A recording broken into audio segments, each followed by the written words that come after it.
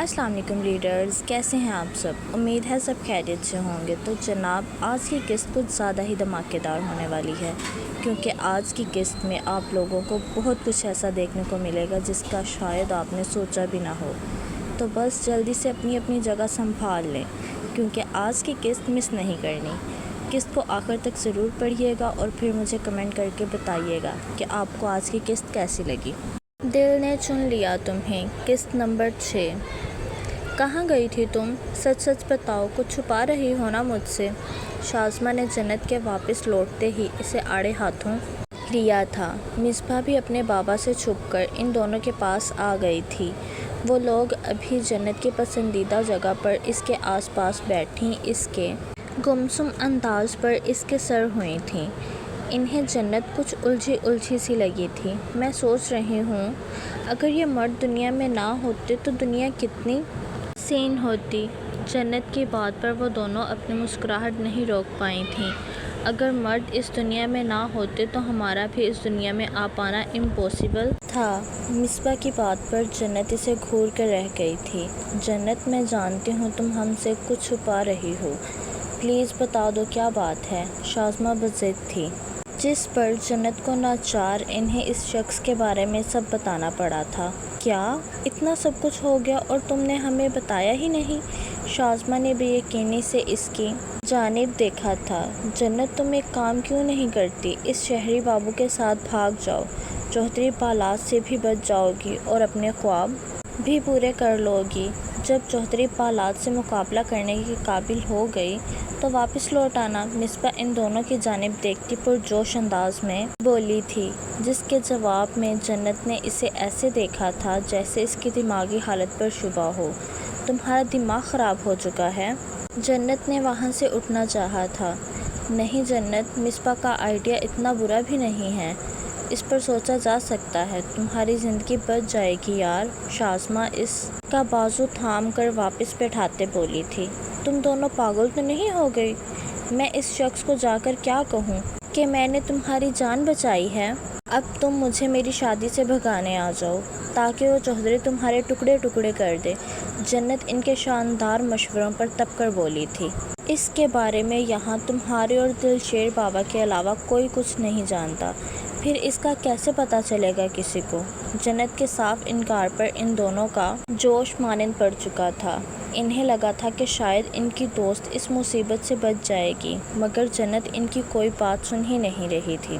چھوڑو مصباح، مجھے لگتا ہے یہ خود بھی اب چوہدری پالاد سے شادی کرنا چاہتی ہے۔ اس بڈھے پر شاید دل آ گیا ہے اس کا۔ شازمہ اب کی بار تپ کر بولتی مصباح کا ہاتھ تھامے وہاں سے اٹھ گئی تھی، جبکہ جنت دور دراز سبزہ زاروں پر نگاہیں جمائے کتنی ہی دیر وہاں بیٹھی رہی تھی۔ اس کے دماغ میں بہت ساری سوچیں گڈمڈ ہونے لگی تھیں۔ اس نے بہت سارے خواب دیکھ رکھے تھے جو چوہدری پالاد سے شادی کرنے کے بعد بالکل ملیاں میٹ ہو جانے تھے، بلکہ اس کی اپنی ہستی فنا ہو جانی تھی۔ چوہدری پالاد کا ظلم اس کے بعد بھی رکنا نہیں تھا۔ کل کسی اور لڑکی اس کا شکار بن سکتی تھی۔ جنت کا دماغ اسے اپنی دوستوں کی باتوں پر عمل کرنے کی تلقین کر رہا تھا، مگر آگے جو شخص تھا اس کے بارے میں اس کی دوستیں نہیں جانتی تھیں، جس سے جنت کو مدد کی کوئی امید نہیں تھی۔ جنت کو لگا تھا کہ وہ اس کی مدد کر سکتا ہے۔ اس نے اذہان کی آنکھوں میں وہ دلیری دیکھی تھی جو چوہدری پالاد تو کیا کسی طوفان سے بھی ٹکرا سکتی تھی۔ جنت نے سوچ لیا تھا کہ وہ ایک بار کوشش کرنا چاہتی تھی، کیا پتہ یہ شخص اسے اس عذاب سے نکالنے میں اس کی مدد کر سکتا۔ آج شام سے چوہدری پالاد کے آدمی اس کے گھر کے باہر پہرا دینے آنے والے تھے، جس کے بعد اس کا اپنے گھر سے نکل پانا ناممکن ہو جانا تھا، اور کل اسے چوہدری پالاد کے ڈیرے پر لے جایا جانا تھا تاکہ وہ بھاگنے کی کوشش نہ کر سکے۔ اب شاید چوہدری پالاد کو بھی کہیں نہ کہیں اس سے خوف تھا، اسی وجہ سے وہ کوئی رسک نہیں لینا چاہتا تھا۔ ڈیرے پر ہی اس کا نکاح اور پھر چوہدری کی حویلی لے جایا جانا تھا۔ یہ ساری معلومات اسے شازمہ نے ہی اپنے خفیہ ذرائع سے پتہ کروا کر دی تھیں۔ جنت کے پاس صرف آج کا وقت تھا۔ وہ آج تک سب کے لیے کچھ نہ کچھ کرتی آئی تھی، آج ایک بار وہ اپنے لیے کچھ کرنا چاہتی تھی۔ وہ اپنی زندگی میں بعد میں کسی بھی پچھتاوے کو جگہ نہیں دینا چاہتی تھی۔ جنت ایک امید کے تحت اٹھی تھی اور دلشیر بابا کی جھونپڑی کی جانب بڑھ گئی تھی۔ اس کے قدم لرز رہے تھے۔ اسے خوف تھا کہ وہ انکار کر دے گا۔ وہ اسے دیکھ کر ہی اندازہ لگا چکی تھی کہ وہ کوئی بہت ہی امیر کبیر انسان تھا۔ وہ اب تک اس جھونپڑی میں کیسے رہ رہا تھا؟ جنت سمجھ نہیں پا رہی تھی۔ وہ اپنی مدد کے لیے اپنے گھر سے کسی کو کیوں نہیں بلوا رہا تھا؟ جنت اپنی سوچوں میں گم اوپر چڑھتی آ رہی تھی جب بے دہانی میں سامنے سے آتے وجود سے ٹکرا گئی تھی۔ جنت یکدم پیچھے ہٹی تھی۔ سامنے کھڑے اذہان مصطفیٰ افندی کو دیکھ وہ ایک پل کے لیے ٹھہر سی گئی تھی۔ وہ شاید یہاں سے جا رہا تھا۔ جنت کو سمجھ نہیں آیا تھا کہ وہ اس سے بات کرے یا نہیں۔ اذہان اس لڑکی کو واپس یہاں دیکھ سر جھٹک گیا تھا۔ اسے دلشیر بابا کی سنائی اس لڑکی کی کہانی کچھ زیادہ سچ نہیں لگی تھی اور اب واپس سے اسے یہاں دیکھ اذہان سمجھ چکا تھا کہ یہ لڑکی بھی باقی عورتوں کی طرح دھوکے باز اور مکار تھی جسے صرف مردوں سے ہمدردیاں سمیٹنا ہی آتا تھا۔ اذہان اس پر زیادہ غور کیے بغیر سائڈ سے ہوتا وہاں سے گزرنے ہی لگا تھا جب جنت نے بے اختیار اسے پکارا تھا، پلیز میری بات سنو۔ جنت کی پکار پر اذہان کے قدم رکے تھے مگر وہ پلٹا نہیں تھا۔ مجھے تمہاری مدد کی ضرورت ہے، پلیز کیا تم میری مدد کرو گے؟ جنت کے انداز میں ایک التجا تھی کیونکہ یہ اس کی آخری امید تھی۔ اگر یہ شخص انکار کر دیتا تو پھر اس کا سولی پر چڑھنا طے تھا۔ جنت اس کے مقابل آن کھڑی ہوئی تھی۔ کیسی مدد؟ اذہان نے بے تاثر لہجے میں اس کی جانب دیکھا تھا۔ میری زبردستی شادی کی جا رہی ہے۔ وہ شخص بہت خطرناک ہے۔ اس شادی کے بچاؤ کے لیے میرے پاس ایک ہی حل ہے کہ میں اس شادی سے بھاگ جاؤں، جو کام میں اکیلے نہیں کر سکتی۔ مجھے اس گاؤں سے باہر کی دنیا کا کوئی علم نہیں ہے۔ اگر تم میری مدد کرو میں تمہارا یہ احسان زندگی بھر نہیں بھولوں گی۔ جنت بے بسی سے بولتی چہرہ جھکائے ہوئے تھی۔ اسے اس شخص سے یہ بات کرتے ہوئے بہت زیادہ شرمندگی ہوئی تھی مگر اس کے پاس اور کوئی حل نہیں تھا۔ خاموشی سے اس کی بات سنتے اذہان مصطفیٰ افندی آخر میں طنزیہ انداز میں مسکرا دیا تھا۔ میں بھی سوچوں اس دنیا میں کوئی انسان بھلا بغیر کسی مطلب کے دوسرے کی مدد کیسے کر سکتا ہے؟ اب سمجھ آیا تمہارا اس سب کے پیچھے کیا مقصد تھا۔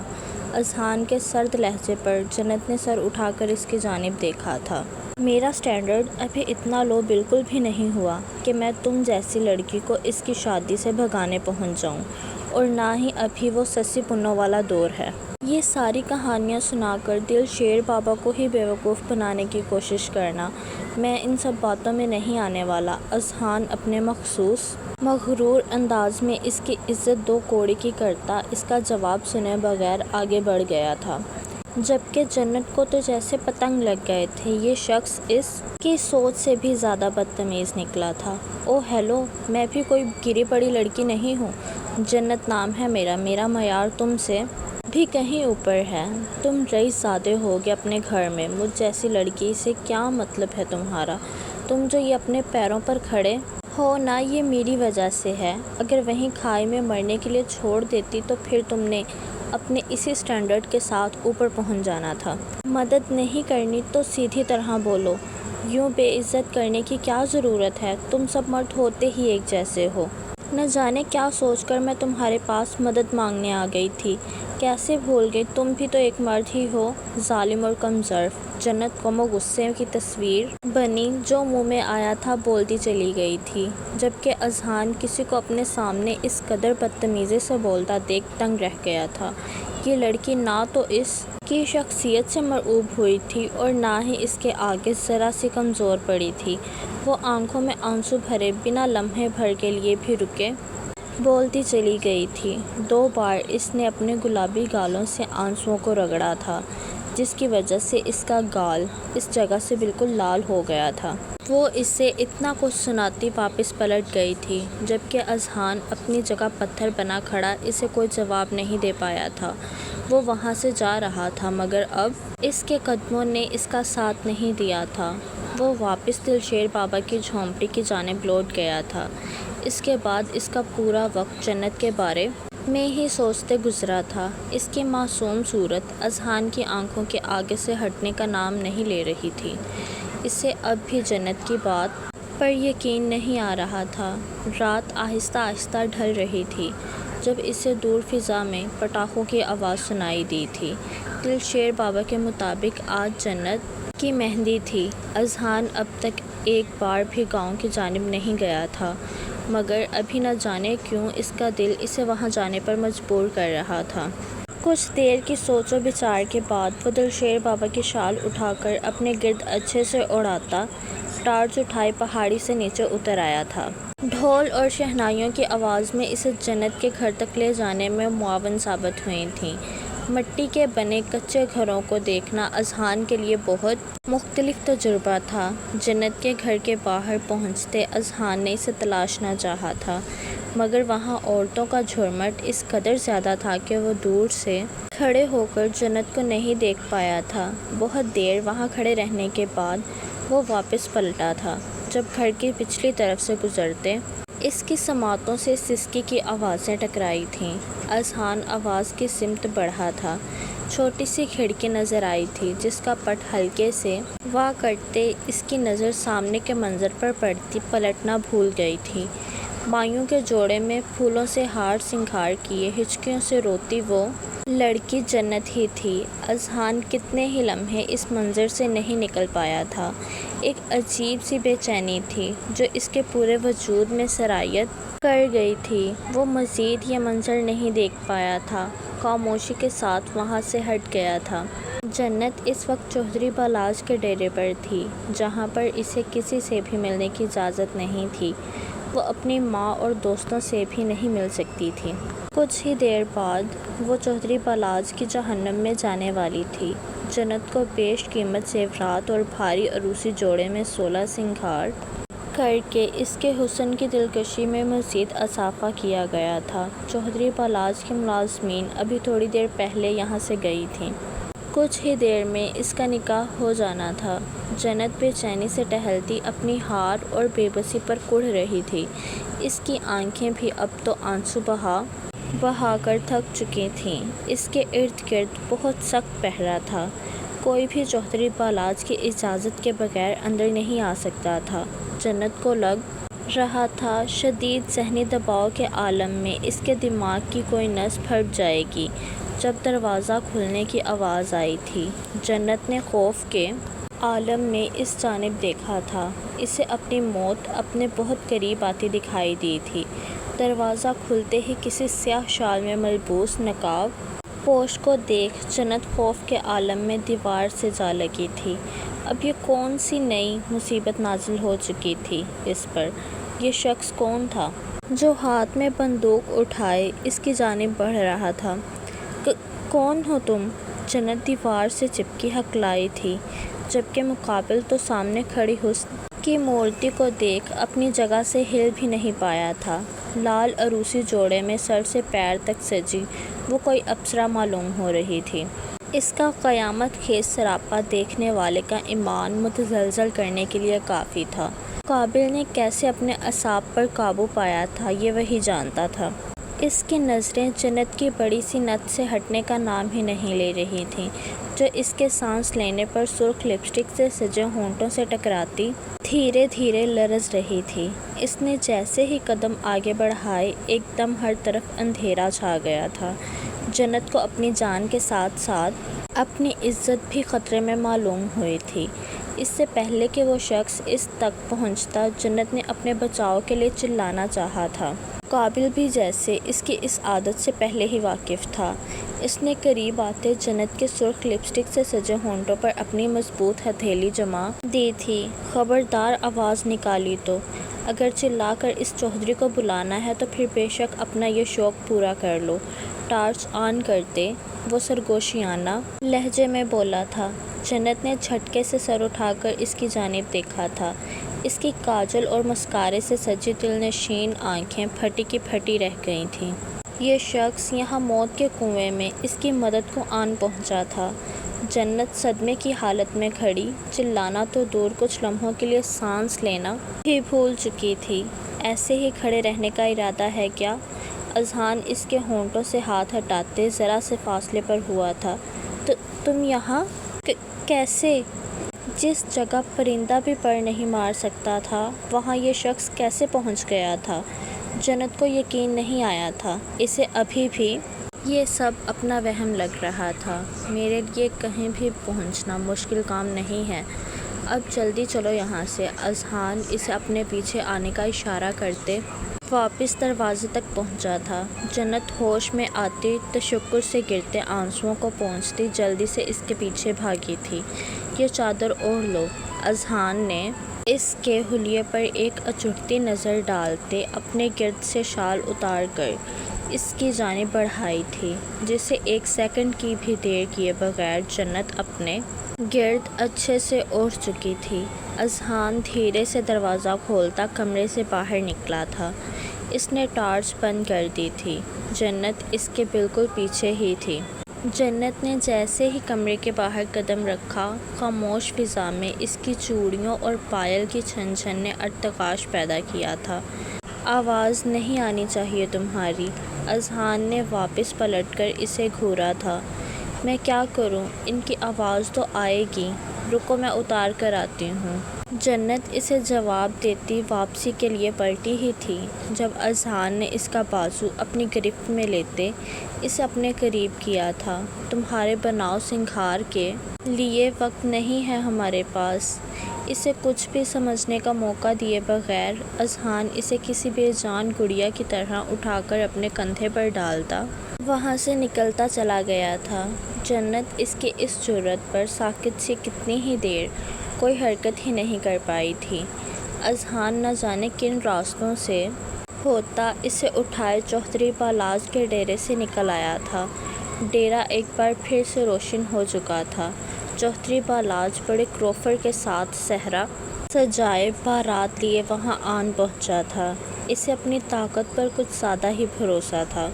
اس نے شاید کبھی نہیں سوچا تھا کہ جنت اس طرح اس کے ڈیرے سے بھی فرار ہو سکتی ہے، جہاں اس کی مرضی کے بغیر کوئی پرندہ بھی پر نہیں مار سکتا تھا۔ پلیز نیچے اتاریں مجھے۔ اذہان اسے ایسے ہی اٹھائے ڈیرے سے کافی دور نکل آیا تھا۔ جب جنت اس کے کندھے پر بازو مارتے اسے احساس دلا گئی تھی کہ وہ ایک جیتی جاگتی انسان ہے، کوئی بے جان شے نہیں جس پر اذہان نے اگلے ہی لمحے اسے نیچے اتار دیا تھا۔ بس اتنی ہی مدد چاہیے تھی تمہیں۔ اتر گیا تمہارا احسان۔ اذہان اس کی جانب دیکھنے سے گریزاں اب اس حسین بلا سے جان چھڑوانے کا خواہشمند تھا، جبکہ جنت نے ارد گرد پھیلا اندھیرا دیکھ اسے ایسے گھورا تھا جیسے اس کی دماغی حالت پر شبہ ہو۔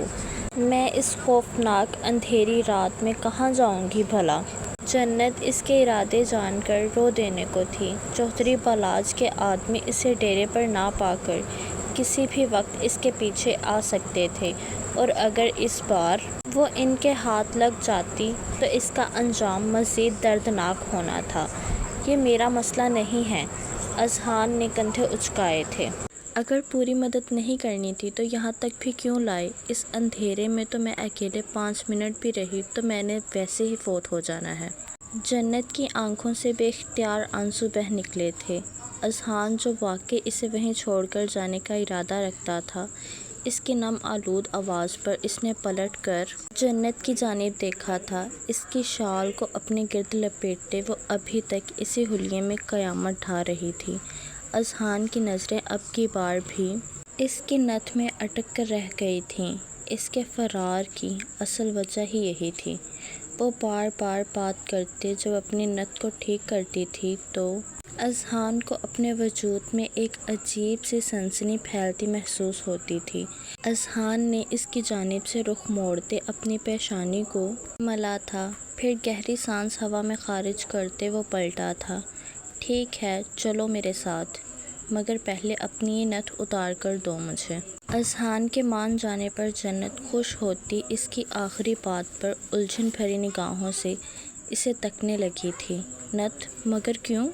اسے حیرت ہوئی تھی کہ اس کے اتنے سارے زیورات میں سے یہ شخص صرف نتھ اتارنے کی بات کیوں کر رہا تھا۔ میرے ساتھ آنا ہے یا یہیں بیٹھ کر اس چوہدری کی بارات کا انتظار کرنا ہے؟ اذہان تپ کر بولا تھا۔ اس کا موڈ بدلتے دیکھ جنت نے دوبارہ کوئی بھی سوال کیے بغیر اپنی نتھ اتار کر اذہان کے ہاتھ پر رکھ دی تھی، جسے اپنی پاکٹ میں رکھتا وہ اسے اپنے پیچھے آنے کا اشارہ کرتا آگے چل دیا تھا۔ یہ ہم غلط راستے پر جا رہے ہیں۔ شہر جانے والا راستہ اس پہاڑی کے پیچھے سے ہے۔ اگر ہم روڈ کی طرف سے گئے تو پکڑے جائیں گے۔ ہمیں اس پہاڑی کو کراس کرنا ہوگا۔ اس کے بعد ہم شہر جانے والی بس پر بیٹھ سکتے ہیں۔ جنت نے اس کے ساتھ چلتے کمزور سی آواز میں اس کی معلومات میں اضافہ کیا تھا، جس کے جواب میں اذہان کی گھوری پر وہ اپنا چہرہ فوراً جھکا گئی تھی۔ سامنے موجود پہاڑی کراس کرنا آسان کام بالکل بھی نہیں تھا۔ وہ جھاڑیوں سے ڈھکا کافی ڈھلوانی راستہ تھا۔ ذرا سا پیر پھسلنے پر کھائی میں گرنے کی گارنٹی پکی تھی۔ او گاڈ! اذہان مصطفیٰ افندی، تم اپنی زندگی میں یہ سب بھی کرو گے؟ ایک لڑکی کو بھگا کر اب اس کے پیچھے آتے گنڈوں سے بچنے کے لیے آدھی رات کو یہ خوفناک پہاڑی سے گزرنا پڑے گا۔ امیزنگ! اذہان انگلش میں بڑبڑاتا یہی سمجھا تھا کہ جنت اس کی یہ زبان نہیں سمجھ پائے گی۔ اس کے مطابق جنت گاؤں کی ایک ان پڑھ لڑکی تھی جو اسکول کے نام سے بھی واقف نہیں تھی، مگر وہ یہ نہیں جانتا تھا کہ جنت نہ صرف اس کی ساری انگلش سمجھ چکی تھی بلکہ اسے خود کو اس طرح کوستا دیکھ اس سچویشن میں اپنی مسکراہٹ پر قابو نہیں رکھ پائی تھی۔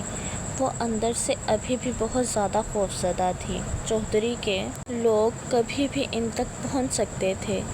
اس نے جو انتہائی قدم اٹھایا تھا، اس کے بعد اس کی آگے کی زندگی کیا ہونے والی تھی وہ کچھ نہیں جانتی تھی، مگر اسے اپنے اللہ پر پورا بھروسہ تھا، جس نے اب تک اسے بے آسرا نہیں کیا تھا۔ وہ آگے بھی اس کا ساتھ نہیں چھوڑنے والا تھا۔ تو بس ریڈرز، آج کی قسط یہاں ختم کرتے ہیں۔ امید ہے آپ لوگوں کو آج کی قسط پسند آئی ہوگی۔ اب جلدی سے کمنٹ کر کے بتاؤ کہ کیسی لگی، اور ہاں، اگلی قسط کے لیے تیار رہنا کیونکہ ابھی تو کہانی میں بہت کچھ باقی ہے۔ خدا حافظ۔ آپ سب اپنا بہت خیال رکھیے گا اور مجھے اپنی دعاؤں میں یاد رکھیے گا۔